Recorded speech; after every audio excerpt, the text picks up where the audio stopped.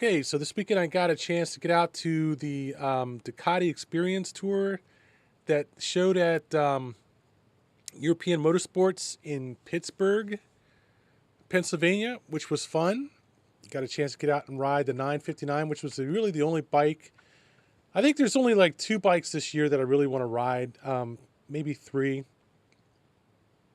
before I get another bike.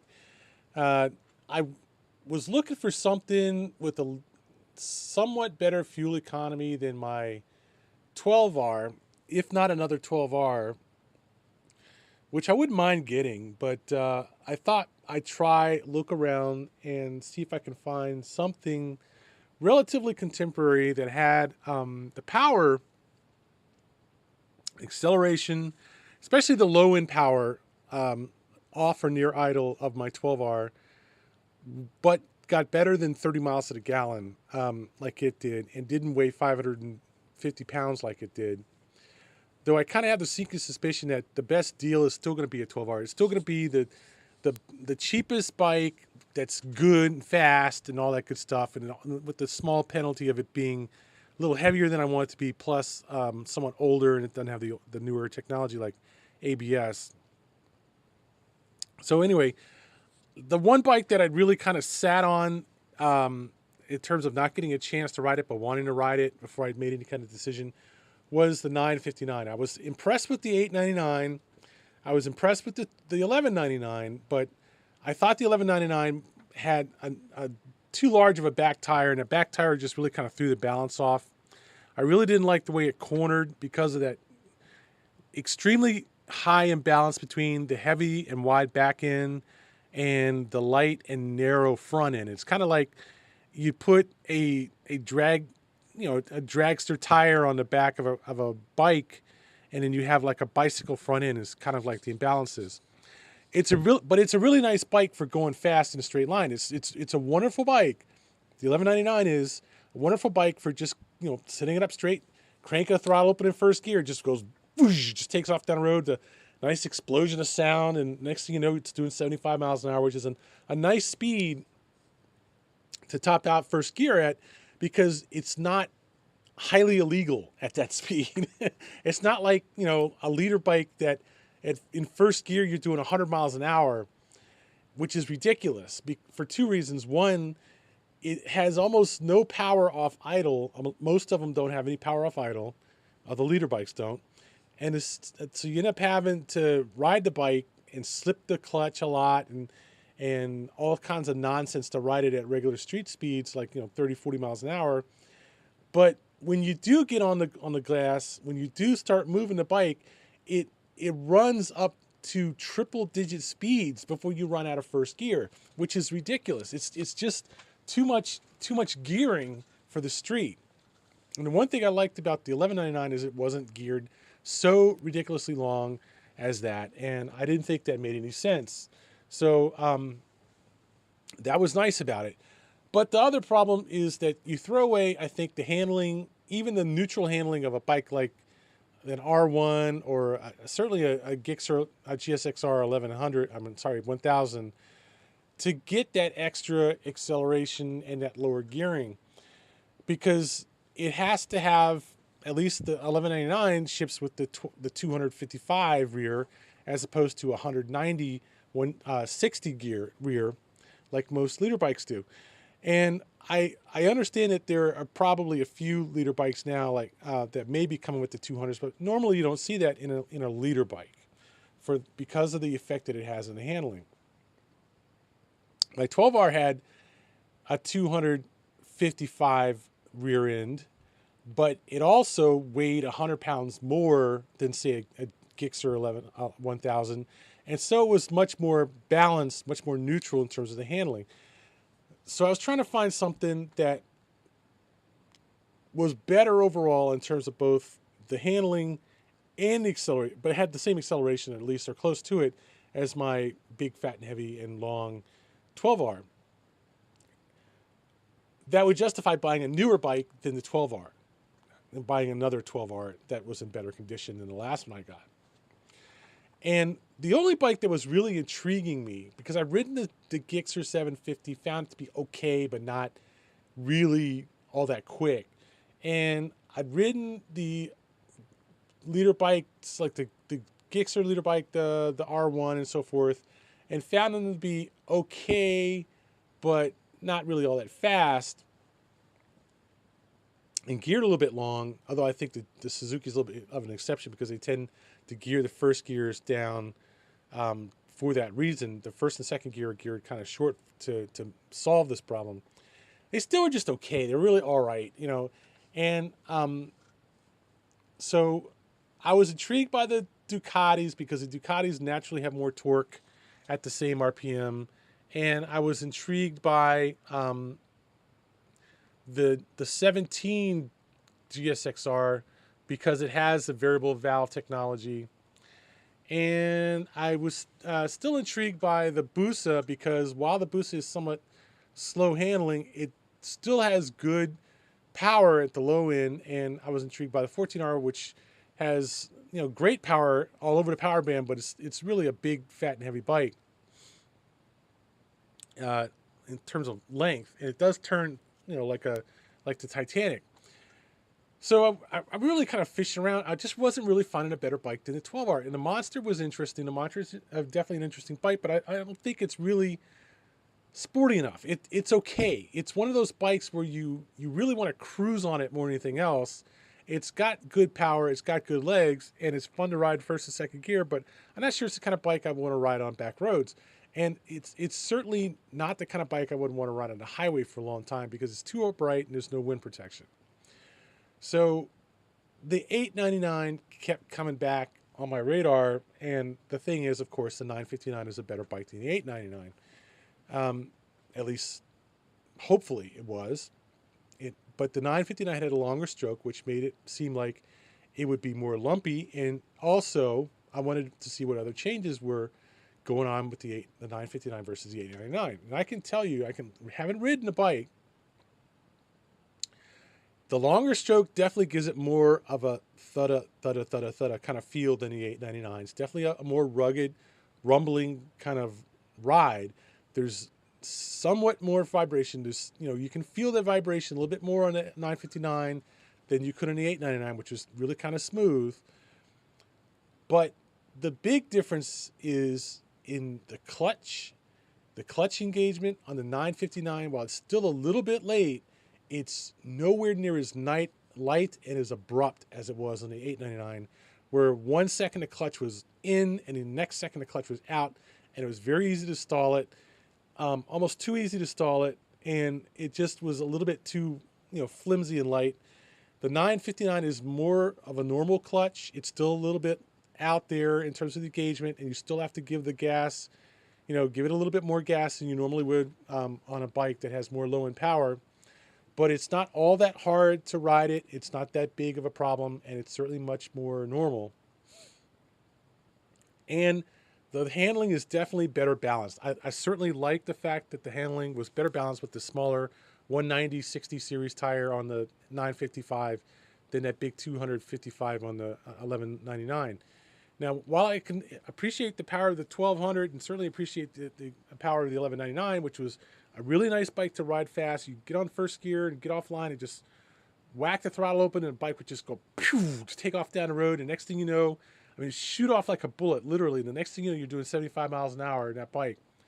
The 955 is not quite that fast. It's not that fast, but it is still very fast. It's the 899 was quick, no question about it. It certainly was quick enough to get you into trouble. It was like a really good 750.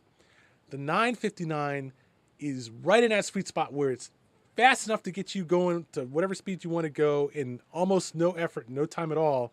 But it's not like, you know, a quantum leap or warp drive like the 1199 is. And I think it's a good balance in the terms of the performance versus the handling trade-off that you make. I know I'm not going to need a bike that does 200 miles an hour or even 150 miles an hour on the street. So that's fine. I don't mind giving up that larger rear tire. I can appreciate the handling advantage.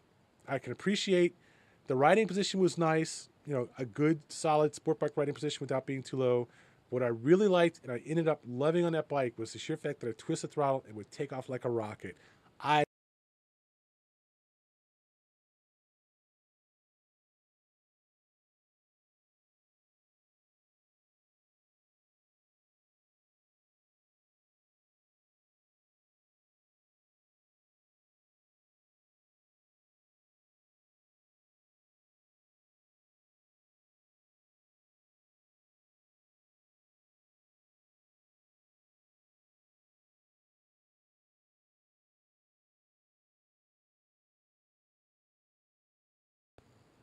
So I have to say that the 959, it has good sounds.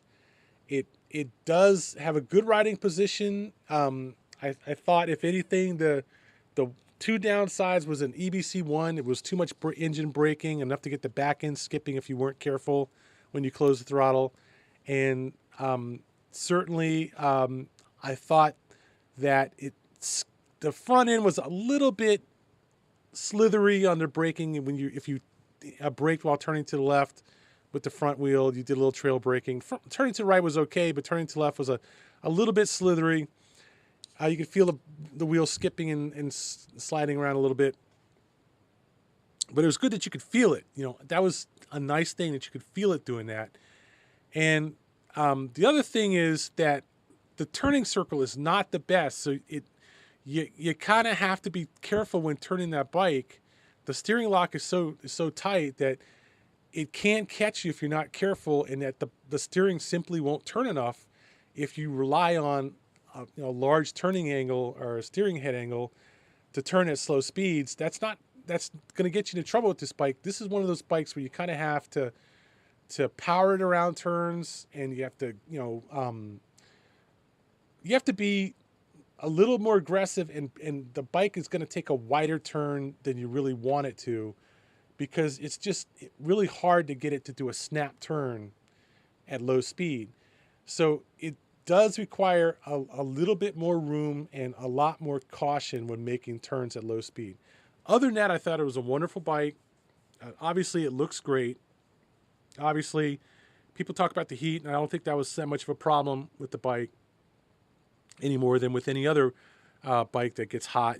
Almost every bike gets hot if it's decent sized engine when it gets warm. It's been riding on the street. I don't think this bike was any different. It was a little bit narrower than most inline fours, which was nice. I just thought it was a good size, a good weight. It wasn't unstable. It wasn't, too quick to turn left or right. It was sort of like a 750, in that regard. And I really had a hard time finding anything wrong with it that was serious. I thought there were some things about it that I would like to see different, and probably some things that maybe the Gixxer 1100, the Gixxer 1000 or the Gixxer 750 can do better. And certainly they're cheaper, but I don't think that there was anything wrong with the 959. The one thing I can say without a question about that bike that I did not see in the GSX-R from the 600 on up to the 1000, and you had to get a booster to really get the same kind of performance, is to have the thing run at low RPM, 4,000 RPM maybe, twist that throttle, and that bike would simply just fling itself down. It just whoom, and it would just constantly be. And it was such a cool thing to do that we're pulling the last turn onto the road that goes down by the demo station, and I'm lagging back with the guy behind me, right behind me. I'm lagging back, and there's like 4 lanes of traffic. There's like a whole bunch of cars, and I swear to God, I had to stop myself from showing off and just whacking that throttle up and just disappearing on that bike up the street. And I was like just chuckling, and I said, all right, fine. And I just kind of casually opened it up, and it just went roaring off.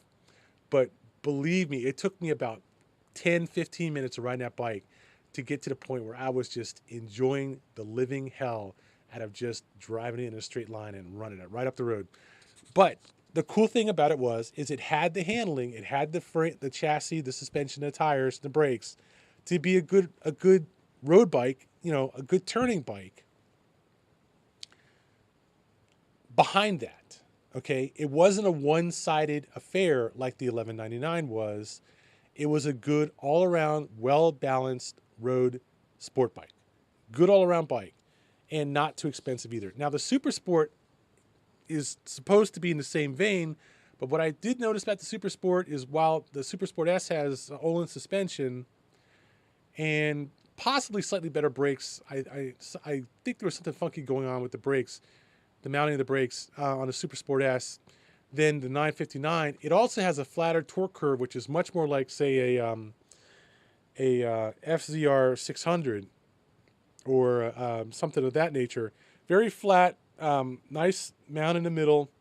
And what I've noticed on bikes like that is where there is that kind of peak in the middle, the torque band peaks in the middle and rolls off, is they do tend to run out of breath very quickly. Not necessarily as quickly as an FC7, but still quick enough at high RPMs where it is annoying. And it does run out of breath, and you do lose that urge to rev the bike over, say, 8,000 RPM.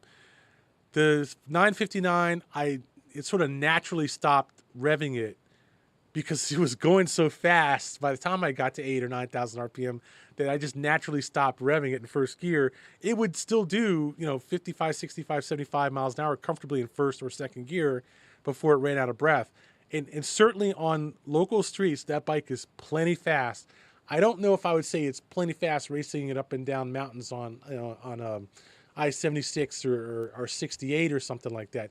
That's always a different story. A bike, you can never really compare bikes riding on back roads, single one-lane back roads, and riding them on the highway, on an open highway up and down mountains. Those are two different things. It just requires two different power levels. But I suspect it is quite potent in both environments and fast enough in both environments. And I would think that this bike is a good, solid top 3 contender for the bike that I would want to buy next. I didn't really feel that way about the Monster because I felt like the seating position was a little bit too laid back. While it did have a good grunt and it did seem like it'd be fun to ride, easy to ride at low speeds, I didn't really feel comfortable riding at 60 miles an hour and faster.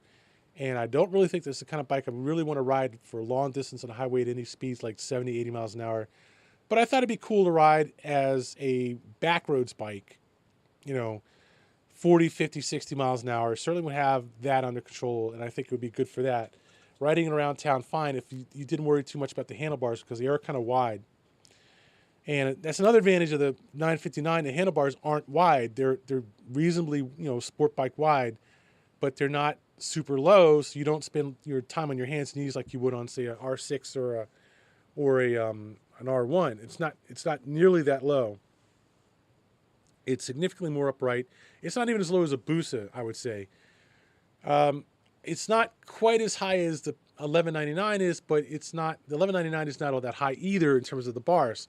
So I thought that was a good thing about it. And I'm really rambling on here. This is starting to become more like a 20-minute video. I thought it was a great bike. I certainly would recommend it as an option to check out. And I can certainly understand why a lot of people are buying the 959. I can certainly understand it's going to sell well. I would really like to have the power of the 1200 with the 190 60 rear end and compare the two, but for an extra $5,000 to $10,000 plus a reduction of 25% or so in miles per gallon, I don't really think it's necessary. Now, you're racing up and down the Alps, maybe, but at the same time you're racing up and down the Alps, you're going to want an extra 25 miles per tank just as much as you're going to want that extra half second of advantage in terms of acceleration. There's a fine point where the bike makes too much power, not because it's too fast, but because the fuel consumption is just too high. It's just outrageous. And it just isn't fun to ride because every time you're looking up, you're having to put gas in it. And you're having to put 93 octane gas in the bike every 100 miles, which is an hour and a half to 2 hours if you're riding it on the highway. It's just not fun to do that. And it does get scary when you're out in the middle of nowhere and the bike is running out of gas every freaking hour and a half. And you need 20 miles worth of gas to get to the next gas station. That can really be a pain in the butt. So certainly I can recommend checking out the 959. If you're looking at a new sport bike, absolutely check it out. It is a great bike off the bat. I think the Gixxer 1000 or 750 might bracket it on either side, but I'll have to ride the Gixxer 1000 to see what it's like now with the power, with the variable valve timing, and get another ride on the 750 to see what it brings to the table. But we'll see. That will happen in the future.